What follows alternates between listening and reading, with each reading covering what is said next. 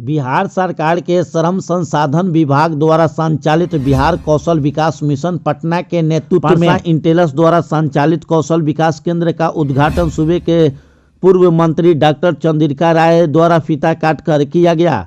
कार्यक्रम को सूबे के पूर्व मंत्री डॉक्टर चंद्रिका राय, शिक्षक संघ के जिला अध्यक्ष विनोद यादव, बिजनेस हेड मनीष मिश्रा, करमवीर भारती ने संबोधित करते हुए अपना विचार प्रकट किया तथा सराहनीय कार्य के लिए इंटेलस परिवार को बधाई दिया। इस दौरान निदेशक डॉक्टर विश्वकर्मा शर्मा ने कहा कि इंटेलस के द्वारा आरटीडी के निःशुल्क प्रशिक्षण केंद्र का संचालन परसा में किया जा रहा है। उन्होंने कहा कि इस निःशुल्क आवासीय प्रशिक्षण केंद्र में general duty assistant health care का 5 माह का निःशुल्क प्रशिक्षण दिया जाएगा। साथ ही प्रशिक्षण प्राप्त करने वाले सभी युवक युवतियों को ग्रांटेड जॉब उपलब्ध होगी। साथ ही आगे भी पढ़ाई के साथ कमाई जारी रखने की बातें कही। कार्यक्रम में थाना अध्यक्ष सुनील कुमार, कार्यपालक पदाधिकारी रजनीश कुमार, डॉक्टर नागेश्वर राय, मुख्य पार्षद प्रतिनिधि मोहम्मद करमुला, वार्ड पार्षद सुनील यादव, प्रमुख प्रतिनिधि मुकेश सिंह समेत सैकड़ों छात्र छात्राएं उपस्थित थे। कार्यक्रम में शामिल सभी अतिथियों को अंग वस्त्र, पेड़, मेमेंटो देकर सम्मानित किया गया। कार्यक्रम का संचालन जितेश राज धन्यवाद ज्ञापन निदेशक डॉक्टर विश्वकर्मा शर्मा ने किया। प्रयास है जो श्रम मंत्रालय के द्वारा, श्रम संसाधन मंत्रालय के द्वारा जो प्रायोजित कार्यक्रम है जीडीए का, उसके तहत यहाँ के बच्चे और बच्चियाँ जो मुख्य धारा से छूट गए हैं, जो स्वास्थ्य और चिकित्सा के क्षेत्र में अपना योगदान देना चाहते हैं, आगे चल कर के उन लोग को एएनएम की, अभी तो एएनएम की ट्रेनिंग मिल रही है और कुछ दिनों के बाद इन लोगों को इसके सर्टिफिकेट भी मिलेंगे। तो इस तरह से जो सुदूर इलाके में जो बच्चे बच्चियां छूट गए हैं मेन स्ट्रीम से, उन लोगों को मौका मिलेगा। और मैं इंटेलियस टीम को धन्यवाद देना चाहता हूं।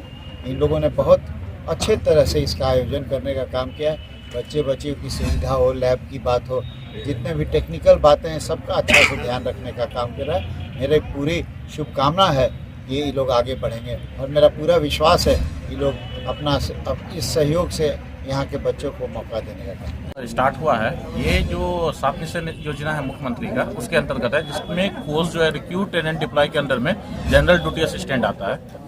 900 घंटों का कोर्सेस है, जिसमें से हम लोगों को इसको 3 पार्ट में डिवाइड किए हैं। 300 घंटे का थ्योरी है, 300 घंटे का लैब सेशन है और 300 घंटे का हम लोग प्रैक्टिकल सेशन ओजेटी रखे हैं और जॉब ट्रेनिंग, जिसमें बच्चे जाकर के लाइव केसेस पे करेंगे। साथ ही साथ यहाँ पे रेसिडेंशियल फैसिलिटी है जो फ्री ऑफ कॉस्ट है। बच्चे में गर्ल्स के लिए अलग हॉस्टल हम लोगों ने बनाया है, बॉयज़ के लिए अलग हॉस्टल बनाया हुआ है।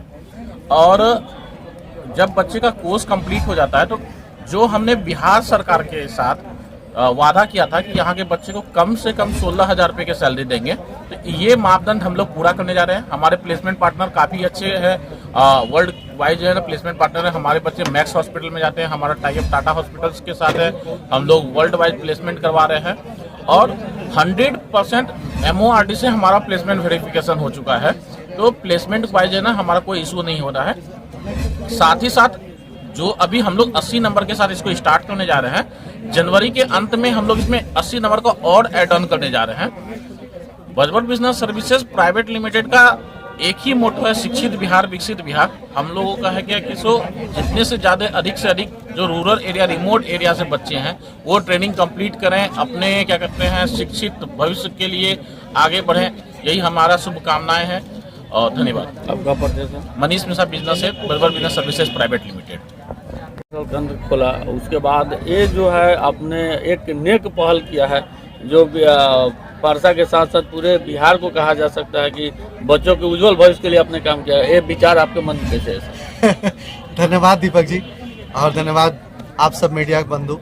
एक्चुअली ये जो बात है कि परसा के डेवलपमेंट के ऊपर बोलना, तो परसा के डेवलपमेंट के लिए मैं एक नहीं करता। मैं जो काम करता हूँ यहाँ पे, वह ये धरती जो रिच है, जो पहले से ही बहुत धनी है, उस धनी धरती का कहीं उर्वरता खत्म ना हो जाए, उस धरती के लिए काम करने की कोशिश करता हूँ। आप देखेंगे कि हमारे टीम में सब PhD स्कॉलर हैं।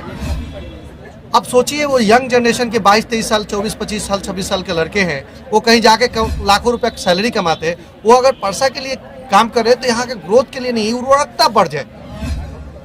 ये हमारा देश बहुत बहुत महान है और परसा की धरती उसमें से एक ऐसा धरती है जो कंट्रीब्यूट करते हैं। यहाँ से मुख्यमंत्री हुए हैं, ये धरती बहुत अच्छा है, अलग ही इसका जगह है, इसलिए मैं परसा के लिए ऐसा सोचता हूँ। और मैं चूँकि बचपन में गरीबी देखा हूँ, मैं चूँकि बचपन में गांव देखा हूँ, मैं चूँकि बचपन में समस्या देखा हूँ, इसलिए मुझे लगता है कि यहाँ के एक एक बच्चे को जो समस्या है वो मेरा समस्या है। जब मैं बचपन में था तो शायद यही समस्या थी, इसलिए शायद मुझे परेशानी आया था। इसलिए मैं चाहता हूँ कि यहाँ परसा के बच्चे को वो समस्या ना हो अगर मैं कुछ कर पाऊँ तो।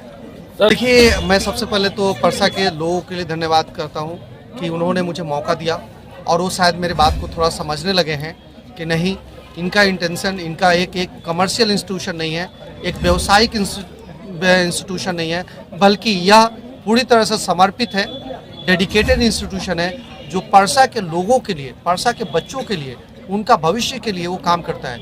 अब मैं बताया हूँ कि कैसे जब मैंने यहाँ पर शुरुआत किया था कि जेएनयू में जाने के लिए बच्चे को, तो लोग मजाक उड़ाते थे, ऐसा कुछ नहीं होता है। लेकिन आपको भी पता है कि बहुत सारे बच्चे जेएनयू गए, इफ्लो गए, कहाँ गए, सेंट्रल यूनिवर्सिटी गए, रात के 10-10 बजे रात तक मैंने पढ़ाया है, ठंडे के दिन में पढ़ाया है, ठंडे के दिन में तैयारी कराया है। तो मेरा मोटिव सिर्फ एक ही है कि यहाँ पर बाहर है, यहाँ के लोग शिक्षित हो, यहाँ के लोग आगे जाएं।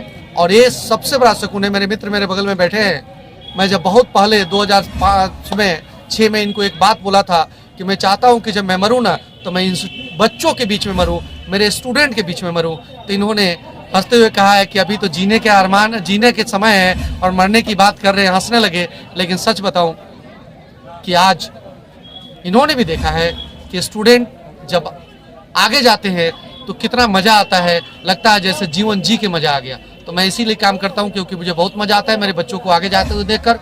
मुझे लगता है कि शायद खाना या कपड़े पहनकर जो मुझे मज़ा नहीं आ सकता या कोई काम करके मज़ा नहीं आता, उतना मज़ा मुझे आता है जब मेरे बच्चे आगे की तरफ जाते हैं, जब ऊंचाई तक जाते हैं और सोचते हैं कि मैं जीवन में कुछ करना है। धन्यवाद।